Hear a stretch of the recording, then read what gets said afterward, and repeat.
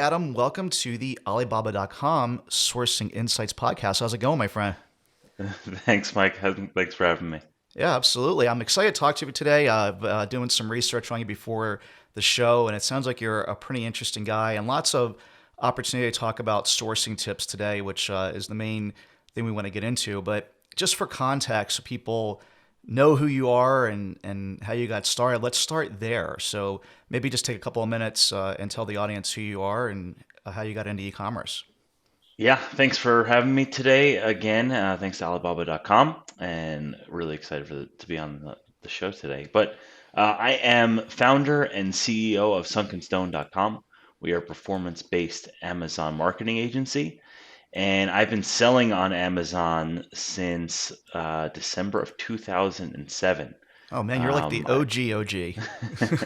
it was a few months after FBA had started, and I had sourced some HDMI cables from overseas, from over from in China, and put them up for sale online, and started selling on eBay and Overstock. And Amazon had just started their FBA program and put them on there, and it was like a rocket ship.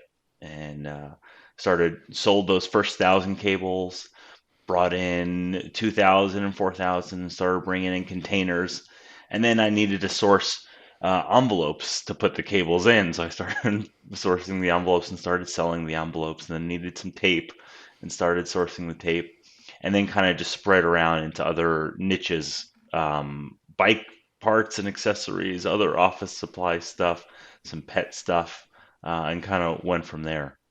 Very cool. And then uh, about 5 years ago, there was a brand company on the East Coast that I was trying to source from, but they didn't want to sell to me. But they were like, "Hey, we need some help with this Amazon thing. Can you help us out?"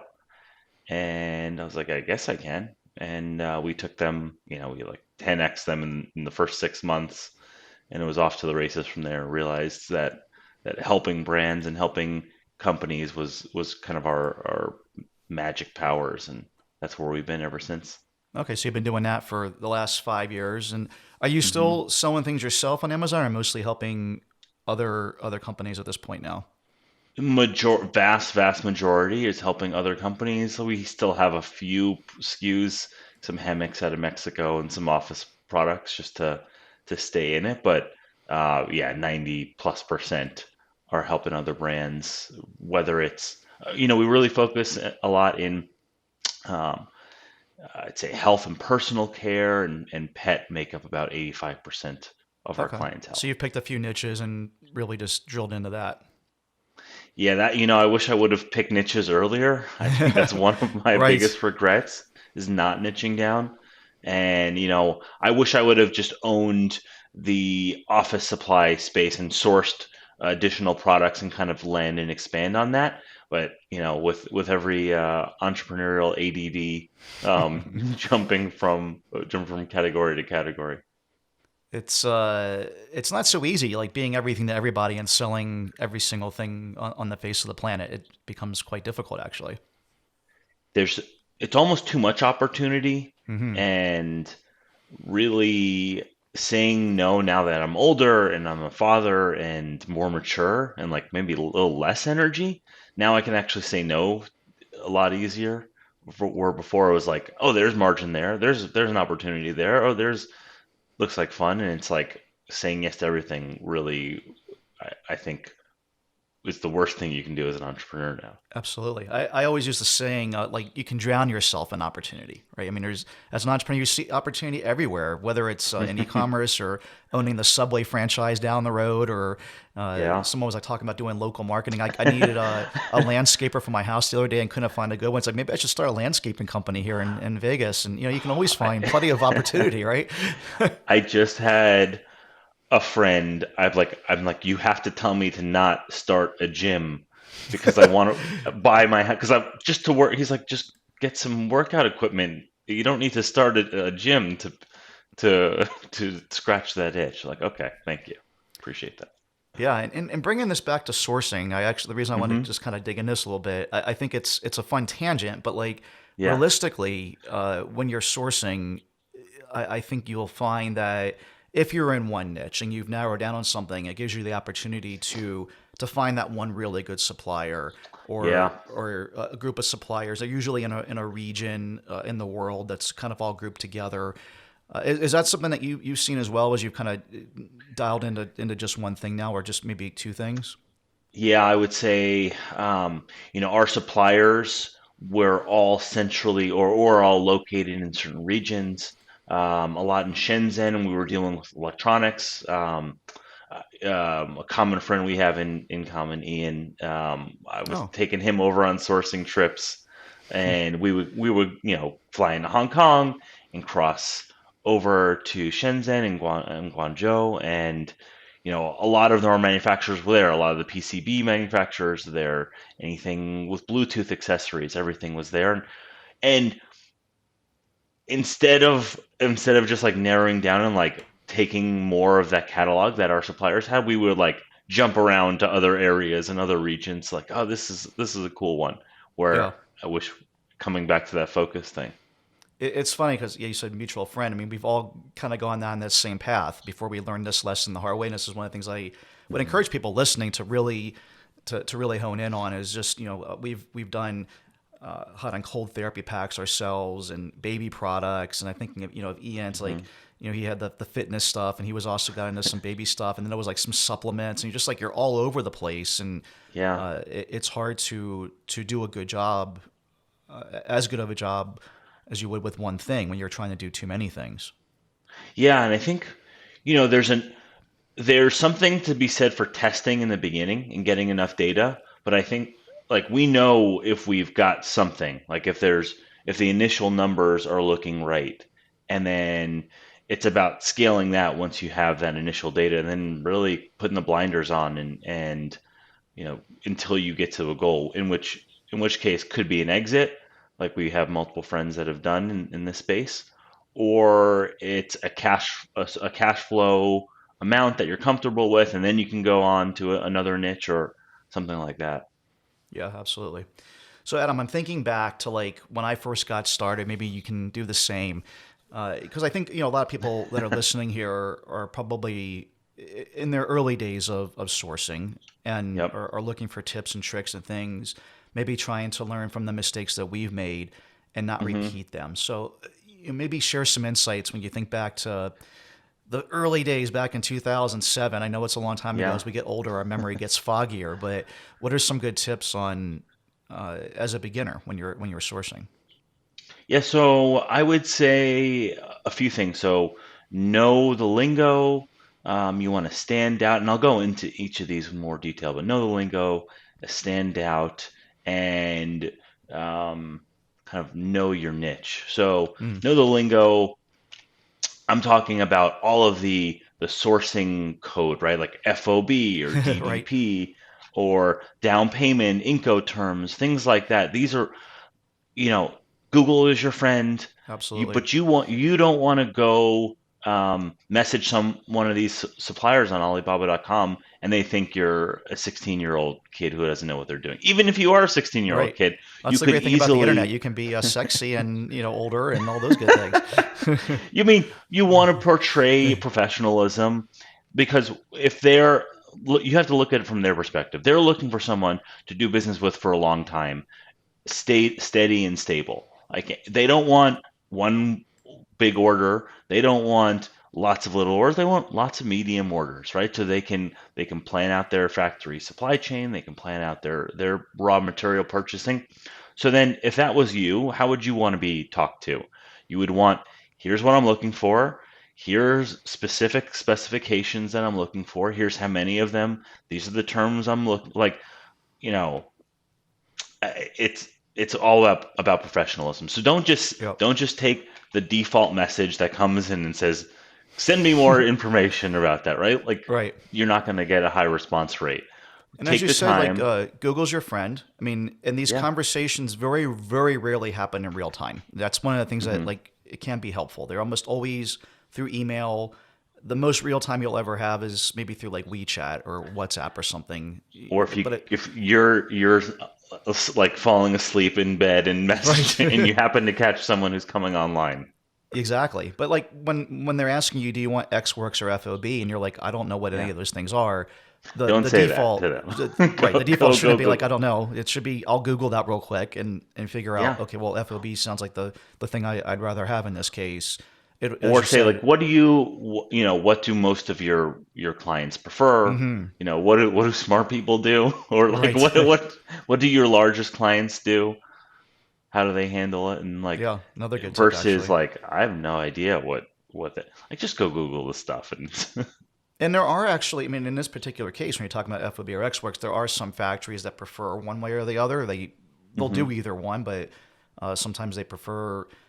Some factories are just kind of X works factory. They'd rather you kind of deal with all of it. Some of them have these shipping relationships already set up, and they'll get it Yep. out to the port for you. And so that's a great way to do it. And then or have Google be your friend. Yeah, yeah, yeah, and a lot of great you if you can align with a supplier with those relationships, especially in the beginning. You don't want to be coordinating trucking from the factory to the port and the clearance. If they can handle as Yeah, much of that as possible, amazing. absolutely. Yeah, make things as streamlined as easy as for you as possible. Don't worry necessarily about perfect profitability on these first orders. Like just get through the process, and I So consider that's that rest of that's a it an key education. differentiator. I would say that's a key differentiator. So are we talking about initial kind of sample orders, 500, 1,000, or whatever the MOQ or minimum order quantity is from that supplier, or is this an ongoing? Because I think the goals for each of those phases is different, right? The first one Absolutely. is you're looking for samples and quality and timeliness of like the replies, and are they within a price range? Like, you don't want the cheapest, right? Because that's going to be the lowest quality. You don't want the most expensive. Like, are they within the band? But then ongoing, those goals for you are build that relationship, work on deposit and end of balance terms. Like, um, are they catching defects before they ship things to you on their own, or do you have to go send a inspector to the factory? These are all things that, like, the what the best relationships are. It's like they're great partnerships, and the worst relationships, it's like there's a story. Me and Ian got a load of Bluetooth speakers, and they had lead weights in them, and that was an expensive lesson. Yeah, and so no inspection, and Yep. yeah, Yeah. $200 inspection. We needed a rush, or something we needed to get something over before Q4 on Amazon, and oh yeah, that $200 cost us 25,000. I remember yep, that. That's an yep. expensive lesson. So always do inspections is I think the point you're Yeah. trying to get there. If Yeah, you do absolutely, anything, if you do, yeah, through Alibaba.com, there's plenty of authorized ones. absolutely, absolutely. So one of the other things you mentioned from when you get started is the niche. Let's dig into that a little bit. What have Yeah. you found there that's important when considering niches and sourcing when you're first getting started? Yeah, a few things. So, everyone kind of goes to like what's around them, and that's great too, but that could also lead to a ton of competition. I happen to be around HDMI cables. Now, the perfect niche is where there's demand but no competition, right? It's like if we're looking at a chart. But then Looking for the unicorn. is it eh, yeah, that and if you've got some programming skills, and you can like tap into different APIs out there, and like, kind of mash something together, you can probably find some stuff. We both know smart people that are running pivot tables on like disparate sets of large data to find things that there's like not Amazon competition, but there's search volume for. But also, do you want to be excited about it? Like, does it mean anything to you? Can you, and that's an ego thing, right? Like, do you just care about the money? Because then you can sell anything. Or do you want to, when you go to a cocktail party, or meet someone, like, this is what I sell, and this is my brand, and this is like, I'm standing behind it, like, oh, that's really cool. So, that's a personal decision. For me, it was, I liked I got into things because like I needed them or I saw an opportunity there and I was like, or I liked it. Like pet stuff was because I had dogs and was really cool. And the HDMI stuff and Bluetooth speaker stuff was like, I like gadgets and I like electronics. Yeah, I mean, I don't know. I've gone back and forth on this. When I first got started, it was just like whatever I can find that I can make money on, Yeah. and then looked at things that I have an interest in. The problem is, I talk about this a lot. Like I'm kind of a boring guy, and the things I have an interest in are really tough to source for. I mean, I really love tennis, for instance, and so like trying to Okay. go out and make a tennis brand, that's never going to happen. You can't make tennis rackets and compete with Nike. Scuba diving is another thing I love doing. I think the liability and just like the development costs of doing that type of stuff just kind of Hmm. cost prohibitive. I do love pets, but it's a tough niche to get into. And so I've gone off and done other things where I found that at least having a personal interest in the brand and loving what you do is really important. And I also Yeah. think about the types of niches where you can get more business from the same customer. I look at all the things that we've done. You probably have this experience with your customers through your agency. The ones that have that repeat business over 30-40% on their account are going to be a lot more Yeah. successful than the ones that are at like 2% because like people just don't need more paper clips or something or whatever. Like once they buy it once, they kind of Hey, they, those they are kind of have those are them. replenishable. They are So replenishable. It wasn't don't. a, wasn't the best example. The best example is probably one of my ice packs. Like once you have an ice pack in the fridge, you don't need another one. People Yep. very rarely. We do have some repeat business, but it's very low. And so I think of those types of things when I'm thinking about niches. And at the end of the day, I'm basically selling stuff that I don't have a close personal attachment with. But Hmm. I do think that if And you that's can, it's worthwhile.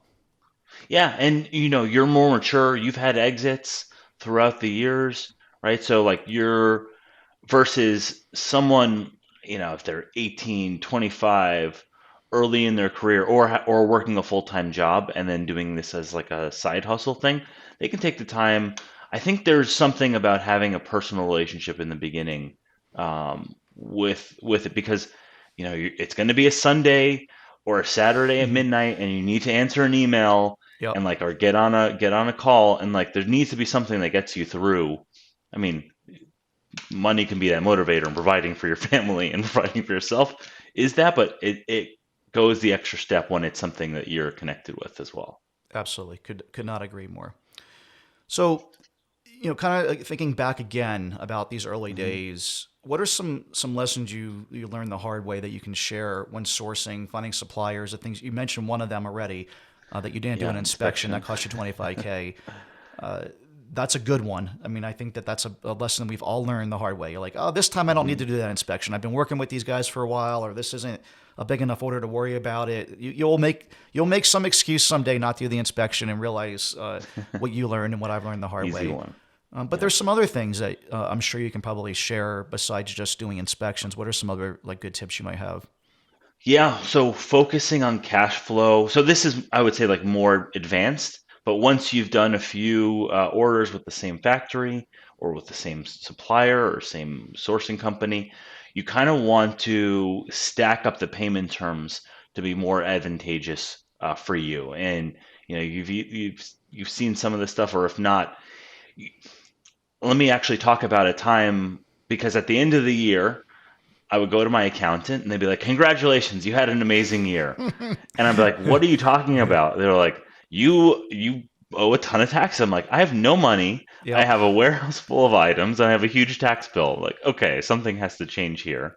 I remember having a And conversation with my CPA. I was like, "Can I pay my taxes in gel pens? Because that's all I have right now. I don't have any exactly. cash. And I don't know if the IRS will take gel pens or not, but I got So plenty of those."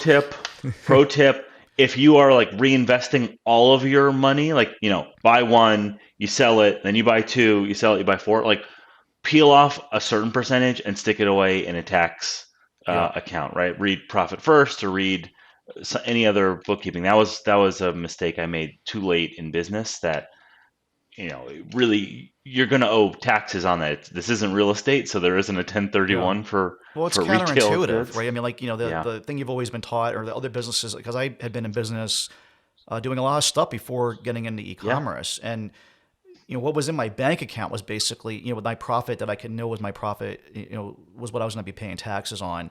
Like Hmm. as you said, in this world, there's no cash in the bank, and so it feels like you don't owe any taxes. But the thing is, all the things that you sold to this point, and the reason why you ordered Yep. more and more inventory to keep up with that demand, is generating a paper profit. And until you take your foot off the gas, you're going to always be in this predicament. And so it's a really great tip to make sure that you're putting money aside for taxes. So that, and then also on the sourcing side, if you can negotiate preferable payment terms, so let's say 10% down, um, 20% before shipping, and then the rest 90 days post shipping, that gives you a chance, or 90 days post delivery, that can actually give you a chance to turn the inventory, and then you're playing with house money.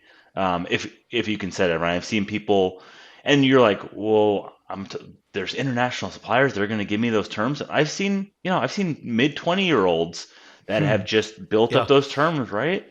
That But that but we it usually know takes time, right? You don't usually ask for that on the first you're order. not They want to you're see not some going to get that history. on the first order. Yeah, yeah, Exactly. And but if you're sourcing with the same supplier for a couple of years, you've been out to visit, you've had tea, you've gone to meals, like those are just normal business stuff, right? Like these relations, the same thing you would do here in the States, you do internationally. yeah, absolutely. So, what are some progressions on terms that you've seen? Where obviously Hmm. the beginning, kind of the typical terms are that 30% deposit, 70% final Yeah, payment. What would be like the first thing you would ask for, like after your good second or question. third order? What would be like the first, like, give me a Less little bit? deposit, I would say. 10% deposit, the rest before shipping. Right? So it's still they're still releasing everything post shipping, and then maybe a 10, 50, 40, like 10% down payment, 50% pre-shipping, and then the rest when it gets delivered. So it's like every time you could push anything back, time value of money, right? You get to turn Mm-hmm. that Absolutely. inventory before you owe money. And these guys are all business people, right? They if you can put it in terms that they understand, which they That's a already good point. do, right? I mean, like they've already worked with plenty of other people that are in the same position. And so one of Yes. the things that I found in this is, hey, look, Mister Factory, Hmm. I want to continue to grow business with you, but cash flow is a limiting factor. If we could have some better terms, I think I can grow my business XYZ% over the and next year with that you. and that XYZ is, the really great ones I've seen, like, show, hey, we're ordering this many right now. If we can change it to here, I'm going to order this many. Yep. And it's like, oh wow, they're going to order 20% more, and in their mind, they're like, oh, that's pure profit, right? and Yep. and and they have different factoring things and different programs available depending on what country they're in, from a factory, so they just care about the units moved on their side. Absolutely. And one of the things you were talking about earlier was finding a good factory to work with and growing that relationship Mhm. with them. I mean, just as much as you want that, and that's advantageous for you, it is for them as well. They want to work with Mhm. someone that they've already got a relationship with. They've already been through the sampling phase and the mold phase and all the tinkering, and it's much easier on the second, third, fourth order for them to actually make money because they're just cranking out the same thing over and over again. And so they want that relationship just as much. Yeah, and thinking of it, from a factory, they want to make a couple of percentage points of margin on a lot of things, and they want that line never stopping. So the more volume that you could provide, literally the worst thing for them is a low MOQ, start stop, get some people in, make something, not be assured of the quality. They want to make the same thing. They want to do it nonstop over two or three shifts, and the more you can contribute to that, the more they're going to love you. Yeah, absolutely. Cool. So we're already starting to run short on time. The conversation's been awesome. There's a couple other things that I wanted to talk to you a little bit about. Hmm. I imagine that by running an agency for the last 5 years and helping sell millions and millions of dollars of products for your clients, that you have some great tips as well, away from the sourcing part, but running Amazon and those things. I wanted to give you some time to talk a little bit about that. Yeah. So, when I talk about Amazon and how to win on Amazon, it's really around the four pillars of Amazon success. plug for upcoming book, just FYI. Nice. So everything is based around inventory, content, customer service, and advertising, and kind of everything can fit nicely in there. High level. I know we don't. Each of those can be hours and hours of content, and we do have a ton of stuff on YouTube. It's all free. We give it all away, and those are the same SOPs that we use to run the agency. So please, steal them all. Where's the But best place to find that? Just real quick, so people they go on YouTube. yeah, What would they search for? YouTube, they search Sunken Stone, and they can find our channel. Hundreds of hours of YouTube content that we just publish up there. Excellent. And so when it comes to inventory, the 10-second clip is have enough inventory that you never run out of stock and no more, right? And it's simple, but it's very difficult because you don't want to be stuck with dead inventory that you're getting hit with long-term storage fees on Amazon for, but you never want to run out of stock because if you run out of stock, you don't exist on Amazon. It's like this weird catch-22 Yeah. that you have to thread the needle. What are some tips on that? Because I mean, I know that from my experience of doing this, it feels like a game that you can never win or be perfect at, Yeah. which is really frustrating for the types of personalities I think that we probably both are. I hate ever being wrong and not having the exact Well, amount of just when you inventory. figured it out too, then Amazon throws in inventory restrictions. Like, Uh-huh. bam, throw that in Yeah. the mix. Or, there's an extra month delay of a ship sitting out in the middle of the ocean that has never happened Yeah. before, all kinds of things like this. So, I think from my side, like one of the tips that I kind of think of in this is just you have to have a strong stomach for this, like to be able to deal with it. But I So think it's that, sorry, go ahead. I didn't mean to. Yeah, and you have to go heavy, but in the right places, right? So know your core SKUs, go heavy on those. If you have something you're testing, maybe go lighter on those. But also from a logistics standpoint, you're not sending them from factory to FBA. You need some at this point in 2022. You need some kind of trickle situation, 3PL, a Yeah. warehouse, a garage, a friend's warehouse. Like you can't just send it all in the FBA because then you're constrained. You can't go international with it. You can't go e-commerce. You can't do retail with it, right? It's like you're limited on that FBA inventory. But if you send to a warehouse, then you can trickle in some FBA. Oh, we went viral on TikTok that went to our Shopify store, right? Or we got into some retail locations. Now we can use some of that inventory to go. Or we need to blow it out. We're gonna do some heavy influencer promotion. Like it gives you options, so Yeah. optionality on the inventory side. Yeah, absolutely. I mean, I think once you've pigeonholed yourself for all your inventories on Amazon, you'll learn the hard way that recall fees are expensive. Exactly. It never shows back up in the same condition it arrived in. It'll show up in 72 different shipments throughout the next month or two. It's It's not the like position you want to be in.